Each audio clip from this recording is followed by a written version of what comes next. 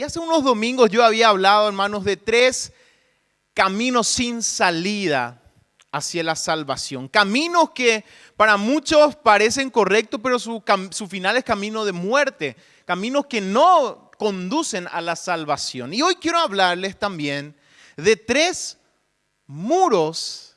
Si antes hablamos de caminos incorrectos, hoy vamos a hablar de muros que normalmente los levantamos desde adentro. Muros que nosotros mismos levantamos y afectan de cierta forma nuestra relación con Dios. 3 muros que solo el Evangelio puede derribar. En la antigüedad, los muros de las ciudades eran muy importantes. Una ciudad sin muros era una ciudad que iba a estar siempre al acecho de cualquier grupo que viniera para saquear o cualquier otro grupo de personas que quisiera venir a conquistar. Entonces los muros, las ciudades amuralladas, eran las ciudades que prosperaban porque tenían mayor seguridad. En algunos casos, algunos muros eran tan majestuosos. Ya había mencionado en alguna oportunidad también los muros de la ciudad de Constantinopla, que resistieron por casi 1000 años. La ciudad nunca cayó justamente por su muro. Recién cuando se inventaron los cañones a pólvora, fue el momento en que Constantinopla finalmente cayó. Hasta el día de hoy en la ciudad de Estambul, Turquía, se puede apreciar la majestuosidad de aquel muro. La ciudad de Jerusalén también. Hasta el día de hoy vemos restos de aquel muro de la ciudad. Los muros eran muy importantes. Hoy quiero hablarles de estos muros. Muros invencibles, humanamente hablando, tan altos, tan corpulentos, tan recios, tan impenetrables, cual aquellos muros de la antigüedad. Me refiero a los muros que nosotros mismos hemos levantado o levantamos para recordarnos que estamos separados de Dios. Así como Adán y Eva, después de su caída, ¿qué hicieron ellos? Se escondieron de Dios. Interesante. Dios no les dijo inicialmente, váyanse. Ellos mismos se escondieron de Dios. Ante su pecado, ellos levantaron un muro para separarse de Dios. Se escondieron de Él. Así como el pueblo de Israel en el monte cuando Dios se manifestó a ellos. Y esto lo tenemos en Éxodo capítulo 20. ¿Qué pasó? El pueblo le dice a Moisés, Moisés, habla tú con nosotros y escucharemos. Pero que no hable Dios con nosotros, no sea que muramos. Ellos se separaban de Dios. Porque sabían su condición, sabían cómo era Dios. Entonces le dijeron a Moisés, nosotros vamos a tratar contigo nomás, Moisés. Que Dios hable contigo y vos con nosotros. Nosotros no queremos lidiar directamente con Dios. Así como David. Tenemos una historia muy interesante de David. Dice que ellos estaban llevando el arca del pacto, que era obviamente el símbolo y también en muchas ocasiones el lugar en donde Dios manifestaba su misma presencia. Y ellos estaban llevando el arca del pacto a la ciudad, dice, y mientras lo llevaban, un tal Usa, porque dice que estaba a punto de caerse el arca, los bueyes movieron el tema ahí, se estaba por caer y él atajó el arca y murió por solamente tocar el arca. Entonces, ¿qué pasó? David, al ver esto, dice, se preguntó, ¿cómo podrá venir a mí el arca de Dios, el arca del Señor? Entonces no se le ocurrió mejor idea de decir, no vamos a llevar el arca a la ciudad. Mira, si es que llevamos, es que no va a pasar. Vamos a mandar a la casa del otro fulano, ¿verdad? Y a ver qué pasa con él. Y después de un tiempo dice que el Señor bendijo a la persona en cuya casa se fue el arca. Entonces David dijo, vamos a traer el arca, vamos a traer otra vez acá a la ciudad, ¿verdad? Para que nos bendiga. Pero la primera reacción de David fue, yo no quiero lidiar con la presencia de Dios. Al ver lo que pasó con él, yo no quiero lidiar. Yo sé quién soy yo. Yo sé mi condición y sé quién es Dios. Levantó un muro. Como Isaías, que ante la visión de la majestad de Dios dijo: ay de mí, estoy perdido. Soy hombre de labios inmundos en medio de pueblos de labios inmundos. Yo estoy perdido, vi la majestad de Dios. Finalmente en el Nuevo Testamento, como Pedro, el pescador experimentado, que contempló el poder y la majestuosidad del Señor en la presencia y en el obrar de su Hijo cuando les dio una pesca milagrosa. ¿Qué le dijo Pedro al Señor Jesús? Aléjate de mí, porque soy hombre pecador. Estos son los muros, ejemplos de muros que hasta el día de hoy levantamos porque conocemos quiénes somos y sabemos quién es Dios. Entonces levantamos estos muros para recordarnos que no podemos acercarnos a Dios. Estos muros hacen que muchos piensen que una vida espiritual plena, que una relación de cercanía con Dios es solamente para algunos pocos. Un tipo de realeza moral y espiritual. Algunos son los que pueden tener una vida espiritual plena. Algunos son los que pueden estar cerca de Dios. Muchos piensan, yo soy demasiado pecador. Yo cometí demasiados errores ya en mi vida. Yo soy demasiado débil. Mi vida está marcada por los errores que todo el mundo sabe. No tengo una buena reputación. Yo hice cosas demasiado grandes, demasiado feas. Lo único que me queda, muchos piensan, es vivir en las periferias del reino de Dios. En las periferias de la fe. Tal vez calentar los bancos. Eso es lo que me toca a mí. Algunos son los que pueden tener una vida espiritual plena. Muchos, al ver estos muros levantados, dicen, yo no. Muchos viven tras estos muros, conscientes de la obra de Dios, creyendo quién es Dios, pero sin creer que ellos puedan disfrutar más de las riquezas del Evangelio, por las cosas que han hecho, por las cosas que tienen, por la debilidad que tienen. En el pasaje que veremos hoy, Pablo nos demuestra con la vida de Abraham que Dios derriba también esos muros. El Evangelio derriba esos muros que nosotros mismos levantamos para recordarnos que estamos lejos de Dios. El mensaje del Evangelio atraviesa y derrumba esos muros para que aún aquellos que hoy digan yo estoy tan lejos puedan decir que viven en la plenitud de la relación con Dios. De hecho, solo el Evangelio proclamado y creído puede derribar esos muros. Así que vamos a leer capítulo 4 de la carta a los Romanos y vamos a ir del versículo 1 al versículo 12 en esta mañana. ¿Qué pues diremos que halló Abraham, nuestro padre, según la carne?, se preguntaba Pablo.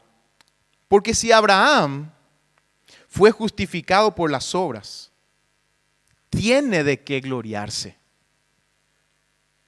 pero no para con Dios. Porque ¿qué dice la Escritura? Creyó Abraham a Dios y le fue contado por justicia. Pero al que obra no se le cuenta el salario como gracia, sino como deuda. Mas al que no obra, sino cree en aquel que justifica al impío, su fe le es contada por justicia. Como también David habla de la bienaventuranza del hombre a quien Dios atribuye justicia sin obras, diciendo: bienaventurados aquellos cuyas iniquidades son perdonadas y cuyos pecados son cubiertos. Bienaventurado el varón a quien el Señor no inculpa de pecado. Y se preguntaba Pablo, ¿es pues esta bienaventuranza solamente para los de la circuncisión o también para los de la incircuncisión? Porque decimos que a Abraham le fue contada la fe por justicia.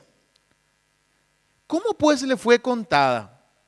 ¿Estando en la circuncisión o en la incircuncisión? No en la circuncisión, sino en la incircuncisión. Y recibió la circuncisión como señal como sello de la justicia de la fe que tuvo estando aún incircunciso, para que fuese padre de todos los creyentes no circuncidados, a fin de que también a ellos la fe les sea contada por justicia.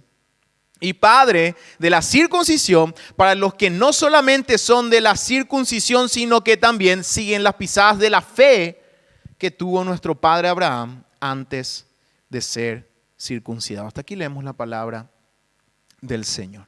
Y en este pasaje podemos encontrar 3 de los muros que normalmente levantamos nosotros mismos. Después, nuestro enemigo, el diablo, se ocupa de reforzar esos muros para recordarnos cuán lejos estamos de Dios. Y a veces, sin darnos cuenta, nosotros mismos, hasta a nuestros propios hermanos, le reforzamos un muro para recordarle cuán lejos está de Dios. Pero estos muros son derribados por el mensaje de la justificación de la fe que encontramos, por la fe que encontramos en el Evangelio. Así que vamos a hablar de 3 muros. El muro de los méritos, el muro de la culpa y el muro de la religiosidad. Y vamos a nuestro primer punto ya. El primer muro, el muro de los méritos. Y Pablo decía en el versículo 2, ante su pregunta, ¿qué pues diremos que halló Abraham nuestro padre según la carne? Porque si Abraham fue justificado por las obras, tiene de qué gloriarse, pero no para con Dios, decía Pablo. El primer gran muro levantado desde adentro es el muro de los méritos. Pablo antes ya venía hablando de lo inútil de las obras para justificar delante de Dios. Ciertamente los judíos entendían que eran pecadores, muchos de los cuales estaban escuchando el argumento de Pablo. Ellos sabían que eran pecadores, pero el judío creía que tenía una ventaja por los méritos que le otorgaba la ley delante de Dios. Ese era el problema que muchos tenían. Ellos entendían que la vida piadosa que ellos llevaban como consecuencia de tener la ley les ponía en ventaja delante de Dios. Y esto es lo que Pablo aquí dice. No delante de Dios. Hermanos, en nuestras vidas siempre existen personas ejemplares en nuestro entorno. Personas a quienes admiramos por su ejemplo de vida. Muchas veces está en nuestra propia familia y miramos con la más alta estima a nuestros padres, por ejemplo. Hasta el punto que todo lo comparamos con esa persona a quien admiramos. A veces inconscientemente estamos pensando, si hay una persona a quien admiramos y al otro ya le estamos juzgando por ese parámetro, ¿verdad? De la persona a quien nosotros admiramos, esa persona ejemplar. Tenemos líderes que a veces estuvieron en nuestra vida y gracias a su influencia, usamos a veces esa frase, yo soy lo que soy, ¿verdad? Por lo que esta persona hizo en mi vida. Algunos tendrán jefes que marcaron, tan buenos jefes, que marcaron su vida y son personas ejemplares. Tal punto tal que tal vez al mudarse de trabajo recuerdan, cómo daba gusto allá en el otro trabajo, porque mi jefe ahí sí que era un buen jefe, ¿verdad? Y podemos sumar varias áreas de nuestras vidas y siempre vamos a encontrar personas ejemplares, tanto en lo espiritual como en lo terrenal. En la iglesia vamos a encontrar personas ejemplares. Y ante la existencia de estas personas ejemplares, que yo hasta me animo a decir es una gracia del Señor, que Él pone este tipo de personas en nuestras vidas. Ante la existencia de estas personas ejemplares es que vamos levantando el muro de los méritos. Y muchos, al ver a personas ejemplares, simplemente dicen, yo no puedo. La realidad es que yo nunca voy a ser así. Algunos hijos incluso pueden ponerse esa carga y decir, yo no voy a ni alcanzar la mitad de lo que fueron mis padres. Y se van levantando los muros de los méritos. En lo espiritual, en el campo de la iglesia también. Hay tantas personas ejemplares y vamos levantando los muros de los méritos. Y así es que muchos simplemente dicen, a mí no me queda más que vivir en las periferias del reino de Dios.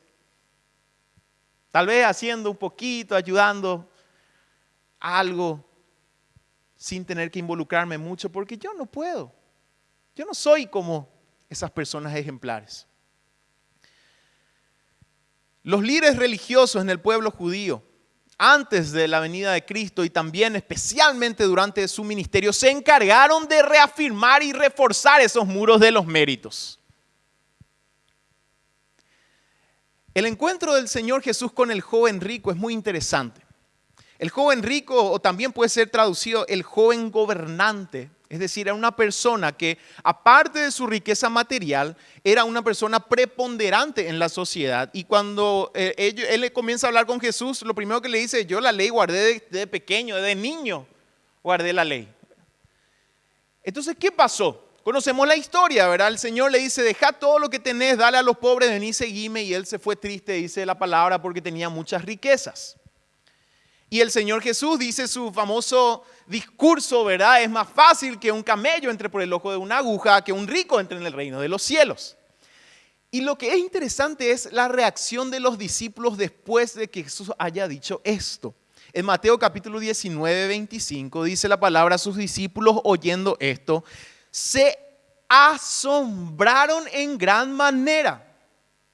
Hoy nosotros leemos la historia del joven rico y es más, si hemos sido criados también en la escuela dominical ya conocemos y ya sabemos la frase en nuestra sociedad es tan común, ¿verdad? Que es más difícil es más fácil que un camello entre por el ojo de una aguja que un rico entre al reino de los cielos. Ya sabemos esto, entonces leemos la historia del joven rico y es como que el joven rico para nosotros ya es el malo de la película, ¿verdad? Es alguien que desaprovechó la mejor oportunidad de su vida, no siguió a Jesús, ¿verdad? Sin embargo, en el versículo 25 del capítulo 19 de Mateo, se menciona que los discípulos se asombraron en gran manera, diciendo, ¿quién pues podrá ser salvo? ¿Cuál es el sentido de esta sorpresa de los discípulos? Los discípulos, gente humilde, que el Señor ya los había recogido por gracia, Él los había llamado, era probablemente porque ellos quizás nunca hicieron los méritos necesarios para ser los discípulos de algún rabino en la época. Escuchan, ven el ejemplo del joven rico que era el ideal de persona. Joven, ya era rico, era gobernante, es decir, tenía un lugar de preponderancia en la sociedad, conocía la ley desde pequeño, eso quiere decir que probablemente podía recitar de memoria en esa época. O sea, todos esos detalles tenemos que considerar. Alguien que iba a recitarte de memoria la ley y que probablemente tenía mucho entrenamiento en la interpretación de la ley. Los discípulos ven a este y le dicen, este no entra al reino de los cielos. Entonces la pregunta y la sorpresa de los discípulos es, si este no entra, pero nosotros ¿cómo vamos a entrar, verdad? Si este que es el ejemplo de una persona piadosa, prosperada por Dios, estimada por todos, no entra en el reino, ¿quién va a entrar? Y el Señor le responde lo que es imposible. El Señor reconoce que entrar al reino es algo que solamente Dios puede hacer. Lo que es imposible para los hombres no es imposible para Dios. Los judíos tenían a Abraham como el orgullo de su ascendencia. El padre de la fe, es más, la persona que tenía como título amigo de Dios. Ese es nuestro antepasado, decían los judíos. Tal vez los romanos tenían un imperio y construyeron grandes ciudades y sus antepasados eran Rómulo y Remo que fueron criados por una loba salvaje. Pero el judío te iba a decir, mi antepasado amigo de Dios. Los egipcios tal vez tenían su historia de cómo surgieron, hicieron grandes pirámides, pero el judío te iba a decir, genial, mi antepasado es amigo de Dios. ¿Quiénes son tus antepasados?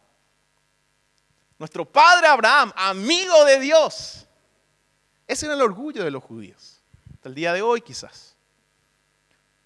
Entonces Pablo pasa a analizar el caso de Abraham. Y dice, es cierto, Abraham es una persona ejemplar, pero sus méritos no lo puede presentar delante de Dios, no para con Dios. Pablo no niega las virtudes de Abraham, Pero recuerda, no para con Dios. Entonces, el apóstol Pablo lo que está haciendo es recordándonos ese muro de los méritos. Ciertamente, humanamente nosotros lo miramos y nos asombramos, pero esos méritos no cuentan para justificarnos delante de Dios. Todo aquel que tiene una relación con Dios lo tiene por la gracia del Señor y no por sus méritos. En este tiempo que estamos viviendo el colapso de nuestro sistema sanitario, en más de una oportunidad vi a varios médicos y recuerdo muy bien a una doctora que incluso salió en el noticiero en un horario central diciendo lo siguiente. Era medio chocante lo que decía. Decía ella, quiero pedir por favor a los políticos que ya no me pidan más camas. Decía.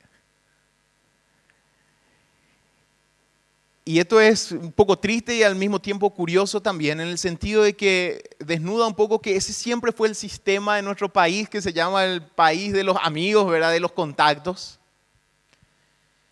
Y cómo es que por alguna u otra circunstancia, cercanía, uno puede aprovechar esa posición de privilegio que uno tiene para conseguir ciertas cosas, no solamente en el área de salud, en todas las áreas. Y no solamente en nuestra sociedad, la sociedad humana funciona así normalmente. Pero la situación en la que estamos ahora hace que ningún mérito sea válido. Porque ya no hay cama. Ya no importa quién sos o quién no sos. Ya no importa qué contacto tengas o qué contacto no tengas ante esta circunstancia. No hay. Y esto que lo vemos así de forma cruda hoy es la realidad de siempre en lo espiritual delante de Dios. Nadie puede decirle al Señor, estos son mis méritos, Señor. Aquí están mis méritos, Señor. Acéptame. No. No delante de Dios, no para con Dios. Y sigue Pablo el argumento en el versículo 3 diciendo, ¿qué dice la Escritura? Creyó Abraham a Dios y le fue contado por justicia. Es como que Pablo está diciendo, la Escritura no dice, convenció Abraham a Dios. No es que Abraham fue delante de Dios y le dijo, Dios, voy a salir de mi tierra y de mi parentela a una tierra que yo ya sé que quiero irme. Acompáñame un poco. No. Fue Dios quien se acercó a Abraham y tomó la iniciativa diciéndole, vete de tu tierra y tu parentela. Es como que Pablo está diciendo, la palabra no dice, Abraham conquistó a Dios. No es que Abraham fue delante de Dios y le dijo, Dios, mira, yo quiero ser padre de multitudes. Entonces necesito que vos me hagas este milagro y dame un hijo. Recordemos que él ya estaba desesperado justamente porque no tenía descendencia. Y ahí el Señor le da la promesa. Y después de la promesa dice la palabra que creyó a Abraham y su fe le fue contada por justicia. Es como que Pablo está diciendo, no es que Abraham sorprendió a Dios. Abraham no fue con su hijo Isaac a decirle al Señor, quiero demostrarte algo, Señor, sorprenderte de mi amor para contigo. Te entrego a mi hijo, acá tenés Dios. No, Dios le mandó a hacer este sacrificio tan difícil a Abraham. En cada circunstancia, esto significa que Abraham creyó, lo cual significa también que fue Dios quien obró, fue Dios quien tomó la iniciativa, fue Dios quien le mandó, fue Dios quien le dirigió a él. ¿Qué hizo Abraham? Abraham concedió, Abraham se rindió, Abraham obedeció, Abraham siguió, Abraham creyó. Esto es lo que quiere decir. Esto es lo que Pablo estaba resaltando. Quizás ellos veían a Abraham este personaje ejemplar, pero Pablo le estaba recordando ese ejemplar no por sus méritos, sino porque creyó al Dios que le mandó a hacer tal cosa, que le sacó de su tierra, que le pidió su hijo. Él creyó y esa fe le fue contada por justicia.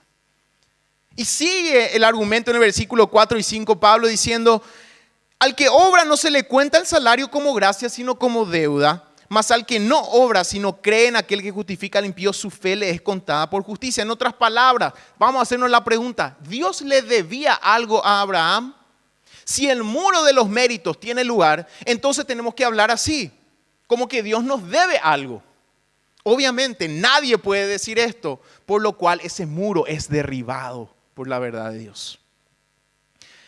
Al que no obra, sino cree en aquel que justifica al impío, su fe le es contada por justicia.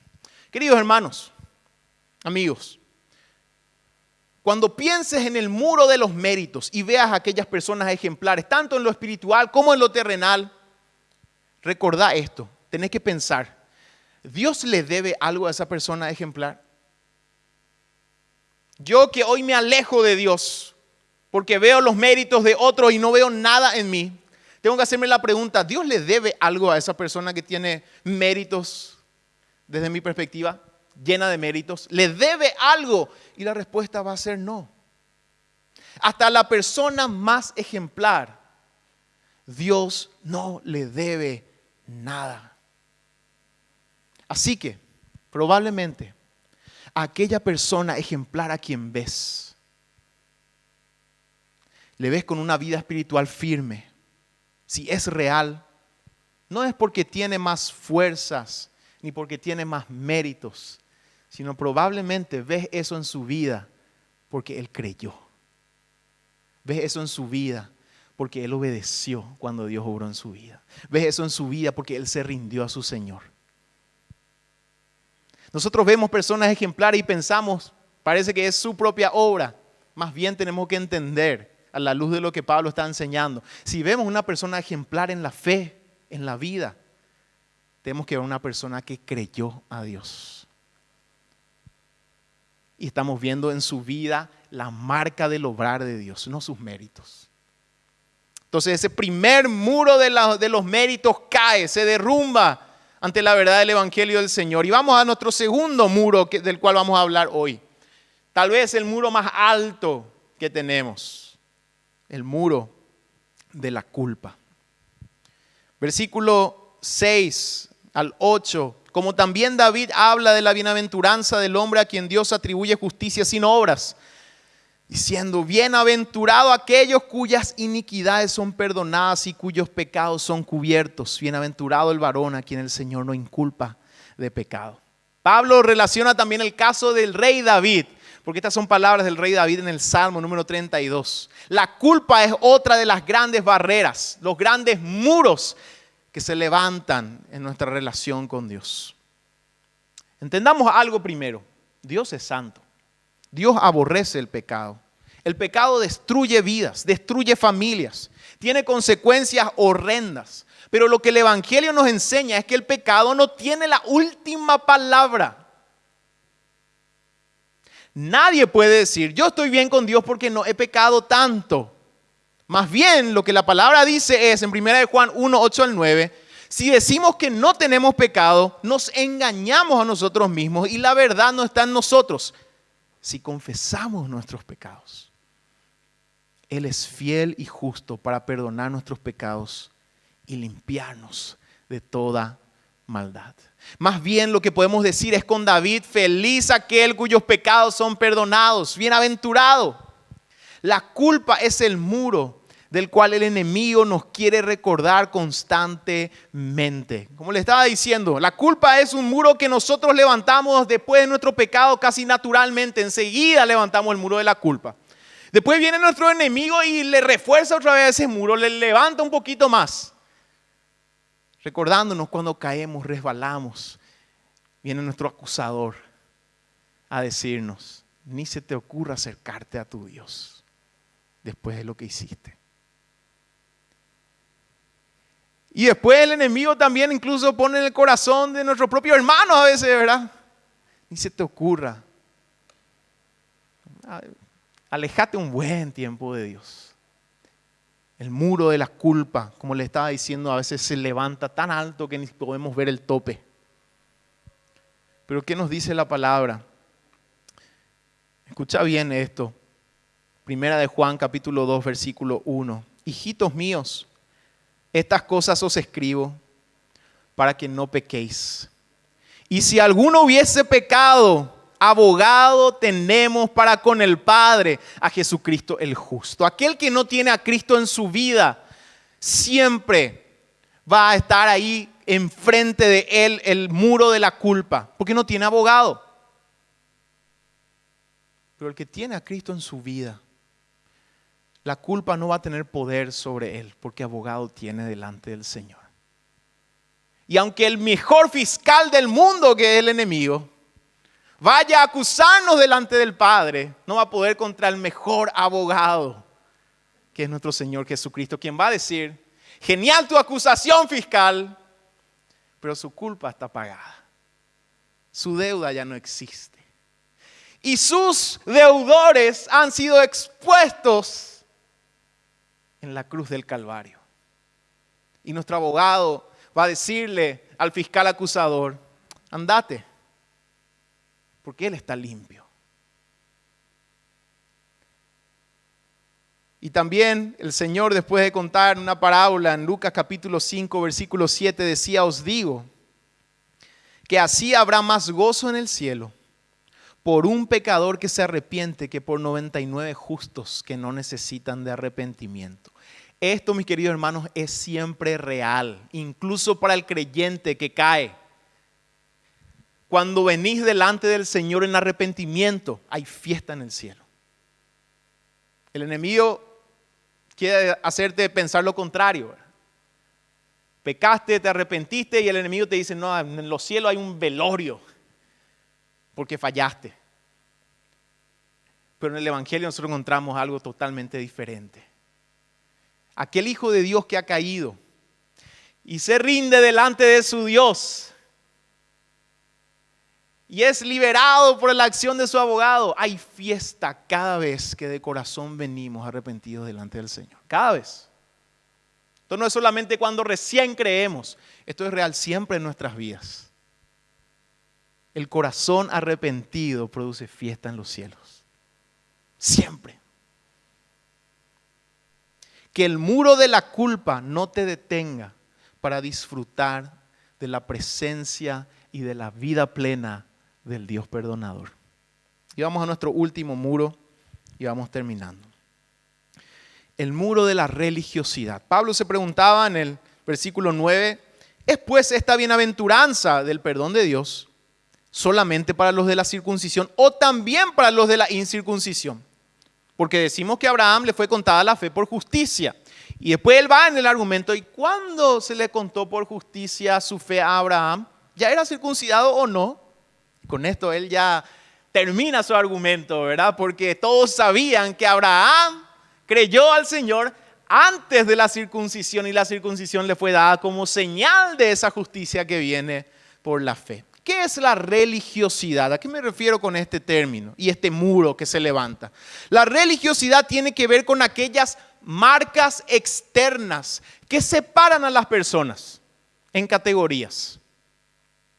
En el primer siglo, especialmente en la iglesia en Roma, con cristianos de origen judío y cristianos de origen gentil, la circuncisión era una marca que separaba a las personas. Y también las costumbres que ellos tenían. Y se convertían en muros que separaban a las personas. Y para los judíos ellos decían: está bien que los gentiles entren, pero no podemos decir que ellos sean igual que nosotros. Está bien que ellos entren, pero que estén ahí en las periferias del reino. Nosotros tenemos la circuncisión, nosotros seguimos la ley, ellos comen cualquier cosa, trabajan cualquier día. Está bien que entren, que estén ahí en las periferias. Entonces Pablo pregunta: ¿para quién es la bienaventuranza? En otras palabras, ¿será que las condiciones externas, este muro de la religiosidad, impide la plenitud de la obra del Evangelio para algunos? Pablo pregunta: ¿será que los gentiles que tienen la fe no van a tener la plenitud de la vida que Dios ofrece? Solamente los que son religiosos. Solamente los que tienen esta marca externa.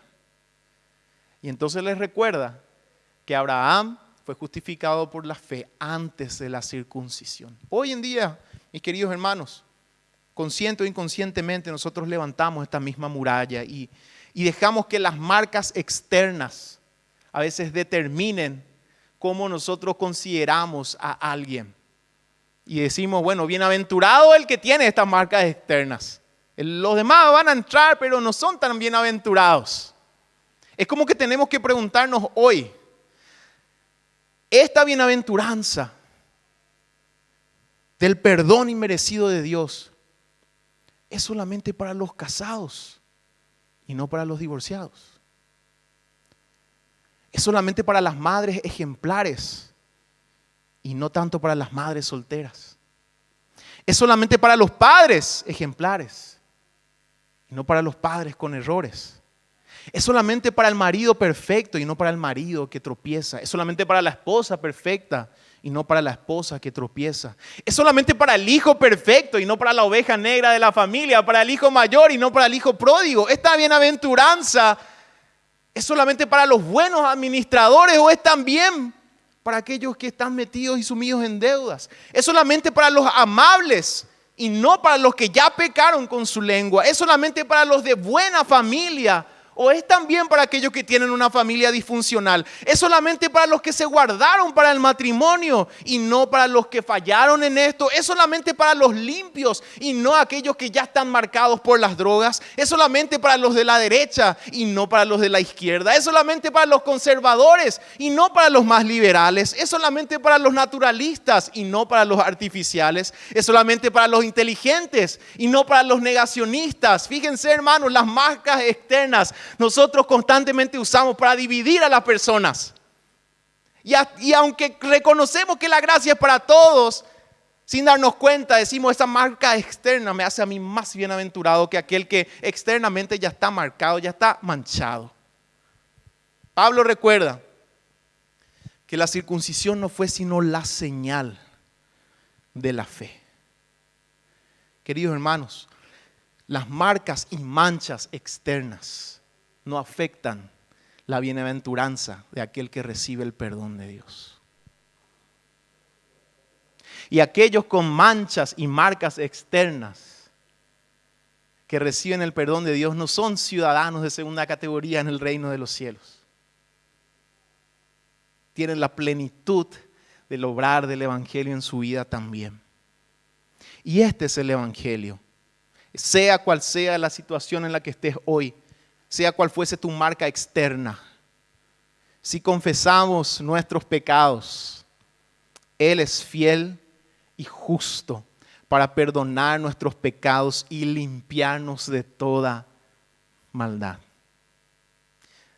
Decía el antiguo himno, hay una fuente sin igual de sangre de Emmanuel, en donde lava cada cual las manchas que hay en él. El malhechor se convirtió clavado en una cruz. Él vio la fuente y se lavó creyendo en Jesús. Creyendo en Jesús. Creyendo en Jesús. Él vio la fuente y se lavó creyendo en Jesús. Creyó Abraham a Dios y su fe le fue contada por justicia. Por tanto, mi querido hermano, hermana, que ninguna barrera o muro te impida disfrutar de la plenitud de la bendición de una relación plena con Dios. No tienes méritos. Cuando miras a otras personas ejemplares, decís, yo no tengo mérito. Cree a aquel que te dice, ven, a pesar de que no tenés méritos. Y tu fe te va a ser contada por justicia. Porque crees a aquel que te dice, vení. Y vos le decís, Señor, pero no tengo nada. Y el Señor te dice, vení. Pero Señor, yo no soy como fulano. Y te dice, vení. Y tu fe te será contada por justicia. Creyendo en Jesús. ¿Tienes culpa? Ese muro de la culpa es tan alto que no ves el tope. Cree a aquel que declara, bienaventurados aquellos cuyas iniquidades son perdonadas. Cree a aquel que te dice que con su sangre tus pecados han sido lavados. Cree a aquel que prepara fiesta para el pecador que se arrepiente. Y quizás diga, pero es mi culpa, yo no quiero acercarme, el Señor dice cosas tan malas. Cree y tu fe te será contada por justicia. Cree a aquel que te dice ven a pesar de tu pecado. Cree a aquel que te dice yo te voy a transformar y te voy a restaurar. Cree a aquel que te dice vamos a preparar fiesta para todo pecador que se arrepiente. No tienes un historial bueno de religiosidad. Tu vida está marcada, tu reputación por fuera, externamente está marcada. Todos te conocen como tal, como el que hizo esto, como el que tiene aquello. Cree a aquel que mira el corazón. Te invito a que puedas inclinar la cabeza, cerrar los ojos. Si estás mirando esto por medio de las redes sociales, es mi deseo que hoy puedas venir a Cristo. Porque este mensaje, mi querido amigo, amiga, te está diciendo, ninguna excusa es válida, ningún muro es tan grande que el evangelio no penetre y derrumbe. Vení hoy. Hermano, hermana, que estás sumido en tu culpa. Vení hoy. Tenés abogado en Cristo. Viví la plenitud de esa vida que Dios da.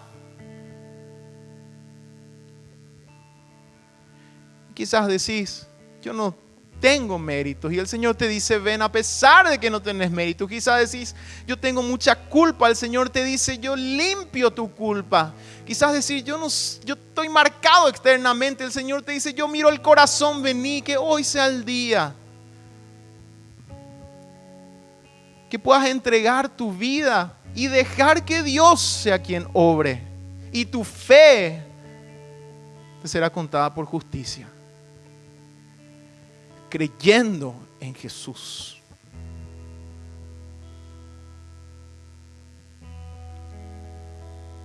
Señor, te damos gracias por tu palabra. Y es mi deseo que tu Espíritu Santo en este momento esté tocando las mentes y los corazones de aquellas personas que están detrás de estos muros, Señor. Tal vez hijos tuyos que están detrás de esos muros, sin poder disfrutar de la plenitud de aquella vida en servicio a ti, Señor.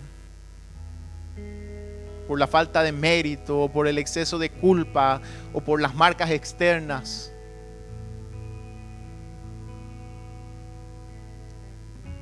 Hoy sabemos, Señor, que nadie será justificado por las obras de la ley, para que nadie se gloríe. Más bien nos llamas a responder a tu gracia, Señor, para que seas tú guiando nuestras vidas. Toca el corazón, Señor, restaura. Y que aquella persona que hoy ha sido tocada por tu palabra pueda tener ese encuentro contigo que transforme su vida para siempre, Señor. Te damos gracias, Señor, en este día. Digo la vida a mis hermanos y oramos en el nombre de Jesús, que sobre todo nombre. Amén.